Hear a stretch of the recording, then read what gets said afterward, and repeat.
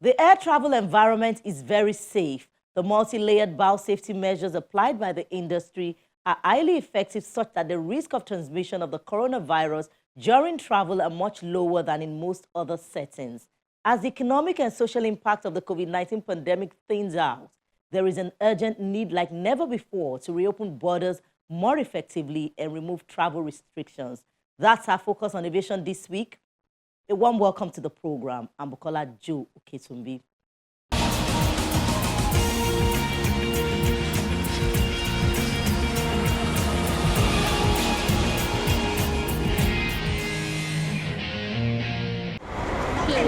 The International Air Transport Association has said reopening borders to international travel must be data-driven in order to manage the risk of COVID-19, especially when isolation measures have been removed. Many governments continue to require universal isolation, either hotel-managed or self-managed. IATA believes this impedes the freedom of movement, discourages international travel, and destroys employment in the travel and tourism sector. Lufthansa Airlines says it's rolling out its fast check-in with a digital vaccination certificate in time for the start of the summer school holidays in mid-July. More than a quarter of the German population has been vaccinated twice against COVID-19. For a few days now, pharmacies, doctors and vaccination centres have been issuing QR codes for vaccinated persons, which is the digital vaccination certificates. We have, because there was a huge demand for touristic travel. We have added 40 destinations in the Mediterranean Sea. But for most of them, it's necessary to show a proof of vaccination. And to make it as easy as possible for our travelers, we have streamlined our procedures. We strive for automation and standardization of the check-in. Travellers are to present the digital vaccination certificate, which proves full vaccination protection, either via app or on a printout at check-in at the airport. It's checked there and the boarding pass issued. Personally, I do believe there will be a standardization and simplification. At the moment, vaccination plays a huge role, and we will wait and see how things are in August or September. I think that more and more travel is possible. In the future, mobile check-in via smartphones will also be faster and easier on selected routes. It will soon be possible to scan QR vaccination certificates with the Lufthansa app or to download them digitally into the app. The app recognizes the QR code and uses the information to create the boarding pass.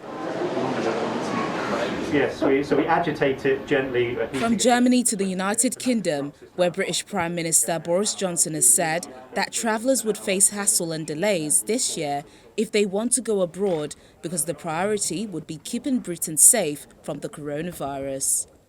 When it comes to travel, we'll certainly be looking at that, but I want to stress that this is going to be, whatever happens, a difficult year for travel. There will be hassle, there will be delays, I'm afraid, because the priority has got to be to keep the country safe and to stop the virus coming back in. The UK government is also looking at the option of easing the rules for those who have been double vaccinated. You can see the dilutions. We have bigger zones here and smaller zones here. The UK Prime Minister added that July 19 is looking good to be the terminus point for coronavirus restrictions in Britain, but did not flatly rule out the possibility of further lockdowns in the future. And in Hong Kong, the government there said it would shorten the isolation period for vaccinated people arriving in the city to 7 days from 14 days, provided travellers show sufficient antibodies against the coronavirus. Leader Carrie Lam, who was speaking at a press briefing, said the new measures were only applicable to people who have lodged 14 days following their second vaccination dose. The rule change is due to take effect from the end of the month. The Chinese-ruled city has some of the toughest isolation rules globally, with residents mandated to stay up to 21 days in hotels after arriving. Here in Nigeria, Passengers travelling into the country must complete the online pre-boarding health declaration at the Nigeria International Travel Portal. They must also have tested negative for COVID-19 within 72 hours of their departure to Nigeria and have uploaded their PCR test certificate to the online travel portal. Passengers must also carry evidence of the test and result when they travel.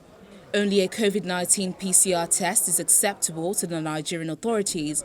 Also before travel, passengers must book and pay for a repeat PCR test for day 7 of their arrival.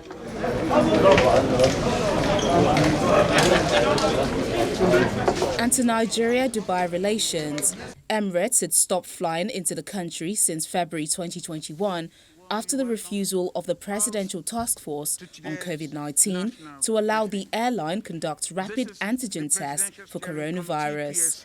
The Dubai government recently said its airline will return to Nigeria, only for the airline to reverse its decision 48 hours later.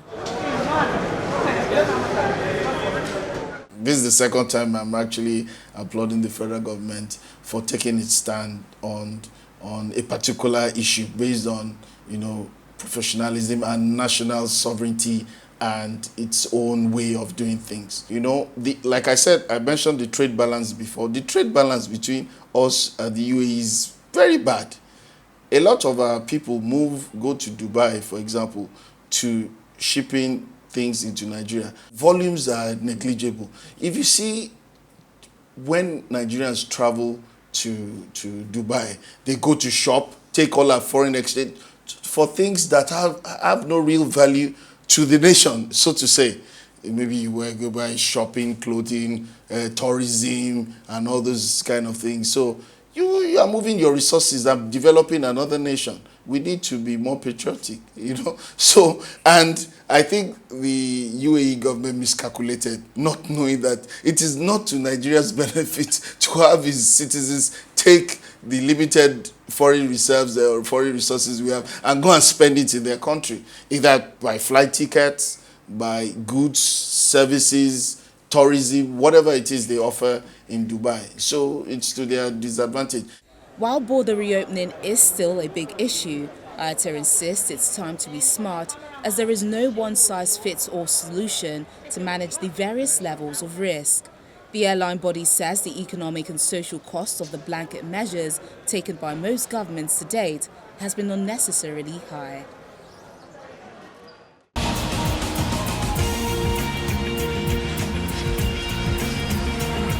On our interview segment, our guest analyst, Mr. Tayo Ojuri, believes countries are afraid of a potential third wave of COVID-19 and most are treading cautiously.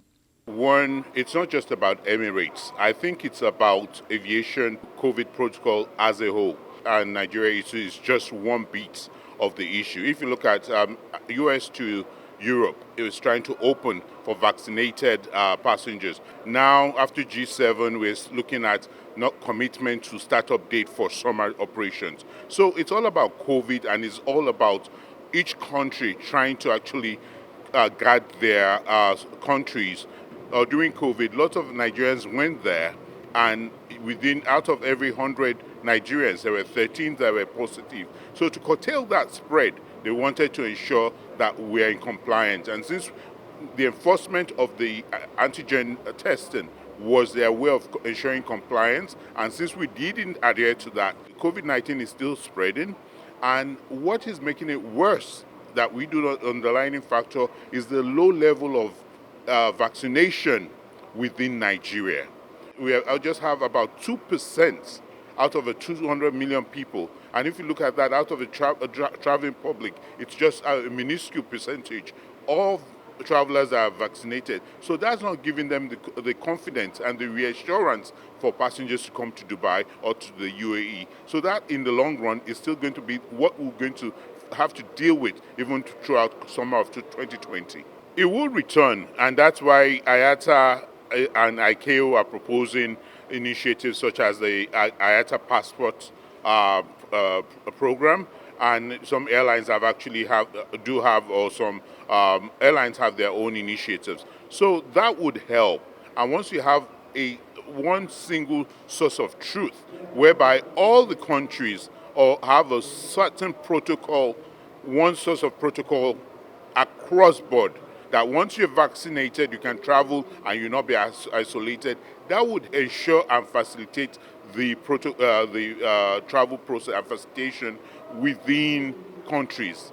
That would be the solution rather than what we're having now, which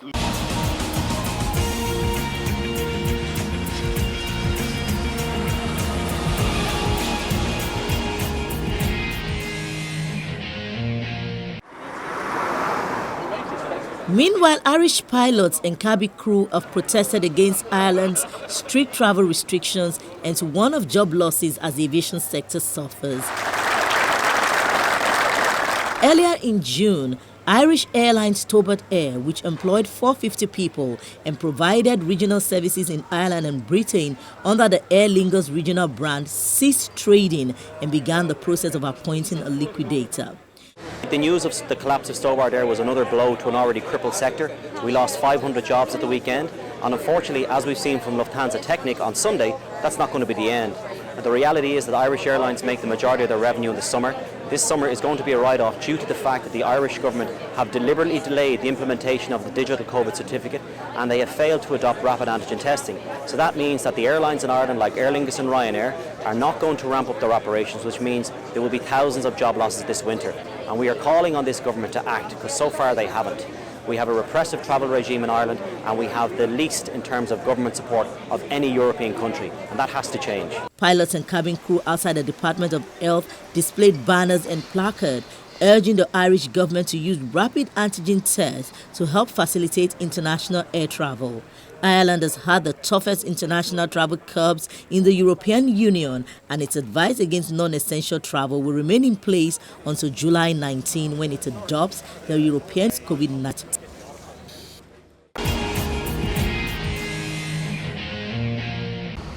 The Bayelsa state government has announced the commencement of commercial flights at the state international airport. The state governor, Doye Diri, made the announcement during the signing of a memorandum of understanding between the Bayelsa state government and the United Nigeria Airlines. Flight operations will begin with only daytime activities in July 2021. According to the state government, operations of flight during the night will commence after the successful completion of the installation of runway lights. In April, the Nigerian Civil Aviation Authority gave approval for flights at the Bayelsa International Airport. The Bayelsa state-owned international airport will now come on stream for commercial flights like every other airport in Nigeria.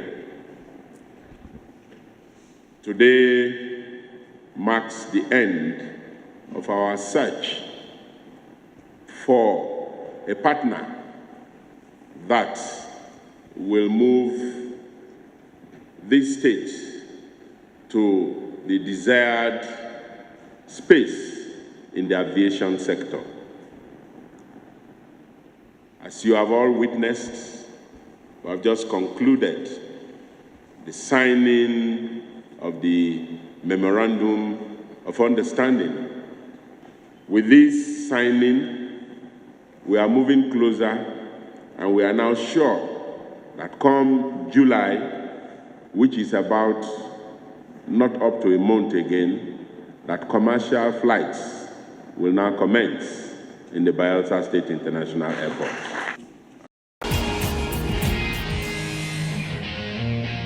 When Aviation This Week returns, another air taxi completes its test flight. That's on our feature. Do join us again.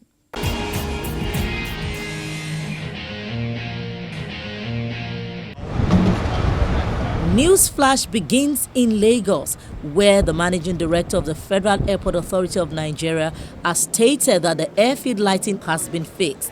The managing director said engineers were called to site and have resuscitated the lights. You will hear that maybe an airport is closed or a runway is closed for some hours, sometimes minutes. If it has to be, sometimes it can even take days. What we do here is when we have a failure, we're here to fix those failures. There's no operation you will undertake on a day-to-day basis without having challenges. No operation, aviation or otherwise. So being an airport operator, it comes with the territory that we have to be ready to solve problems. So a few days ago, we had massive failure with our airfield lighting system. And our engineers told us to give them 3 days. And at the end of the day, within 24 hours, it was resolved. So all the airport companies across the world will have these issues. We've been very seriously distressed by the corona pandemic, COVID-19, and despite the recovery, which is very slow. And a lot of our airlines are not back yet. A lot of the passengers we used to have and other stakeholders are not yet back. Boeing 737 MAX 10, the largest of its best-selling single-aisle airplane, has landed back at the Renton Municipal Airport near Seattle after its maiden flight.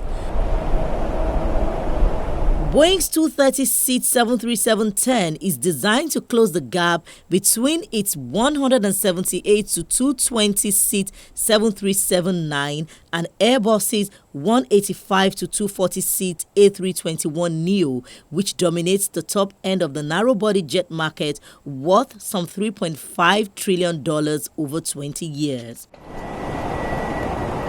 However, the market opportunity for the 737 MAX 10 is constrained by the jet's range of 3,300 nautical miles, which falls short of the A321neo's 4,000 nautical miles.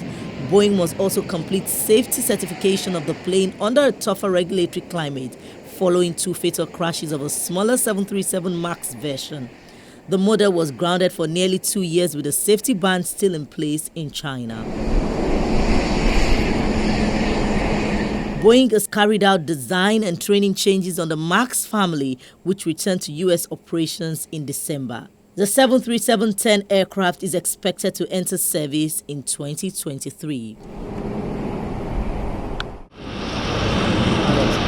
German company Volocopter performed the first flight of its electrical air taxi in France at a show in Le Bourget Airport near Paris, with the objective to have a service in operation for the Olympic Games in the country in 2024.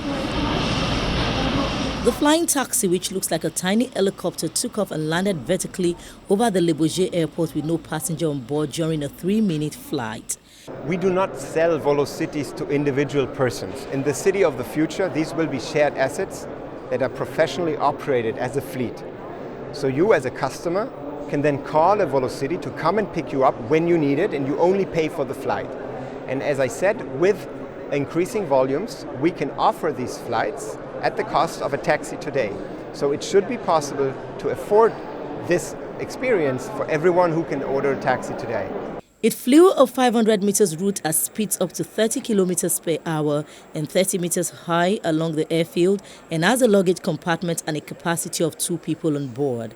The flying taxi service would first operate with a pilot license, but makers expect the flight will be fully automated over a period of time. Then you can easily exchange these battery packs. You know, it's interesting, when we started out, the first time the regulator came to visit us at our test field in southern Germany, he was like, so what do I put down as a requirement for the pilot? Because it's so simple to fly. Any kid can fly it. If you can operate an iPad, you can fly the Volocopter. And we were all laughing at the time. But he's right. So with respect to regulation, initially we will have a fully certified, fully licensed helicopter pilot, just to fit into existing regulation. But we believe over time it can be much simpler to obtain such an operating license for a Volocopter. And of course, in the last instance, we want to take a pilot requirement out, and we want these vehicles to fly fully automated. So you will not need a pilot license anymore. You can just summon the Volocopter, it will come and pick you up and bring you safely to your destination. The urban mobility market is gigantic, and players say it's worth about $10 trillion or more.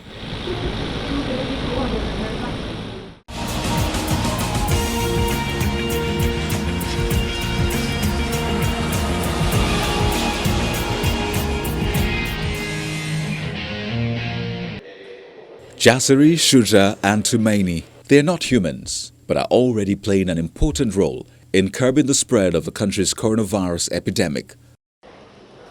The 3 glossy white robots made in China and donated by Japan and the United Nations Development Programme have been put to work at Nairobi's main international airport, keeping it disinfected and monitoring arrivals for signs of the virus. Jasiri's role in this airport is to enhance the safety of international travel. And by that I mean its ability to, one, take temperature, its ability to sanitize the environment around it, and more importantly for us and for the entire country is the fact that it relays confidence in the safety of air travel. As Jasiri, a Swahili word meaning brave, does his rounds, he sprays fine jets of sanitizer from containers attached to his sides and takes infrared pictures with a camera mounted in an extendable neck,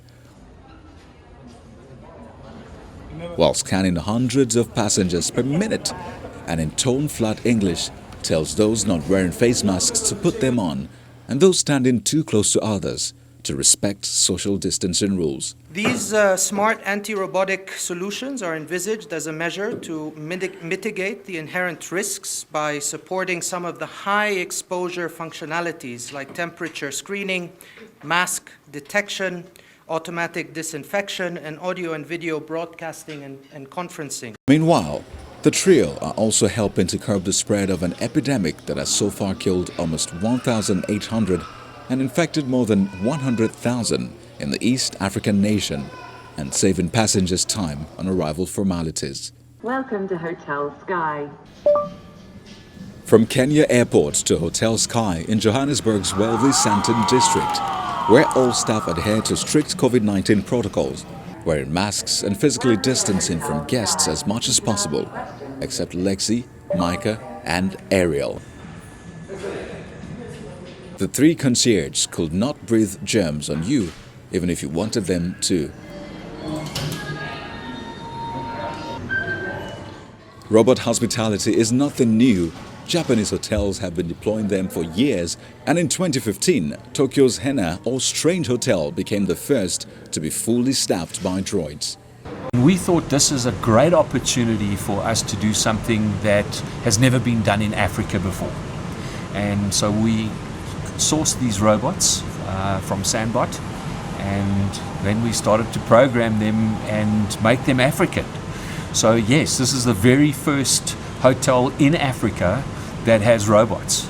Hotel Sky, which launched this year, is the first in Africa to use automated attendants, a concept that could be controversial in a country with one of the world's worst jobless rates, 30.8%, according to President Cyril Ramaphosa's State of the Nation earlier address. Lexi, Micah and Ariel deliver room service, provide travel information, and can drag up to 300 kilograms of luggage from its marble-floored lobby to the rooms. If the hotel receives a guest at high risk from severe COVID-19 symptoms, the robots could be deployed instead of people as a precaution.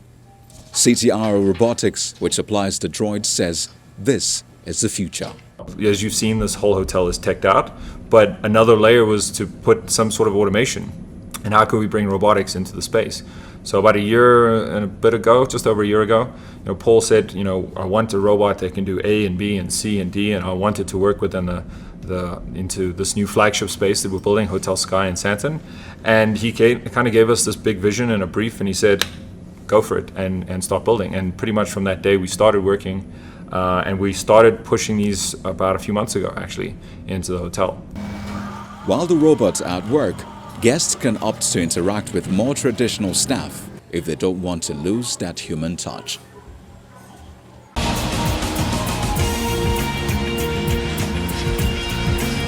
Aviation This Week winds down here. See you next time, God's willing. I'm Bukola Joe Oketumbi.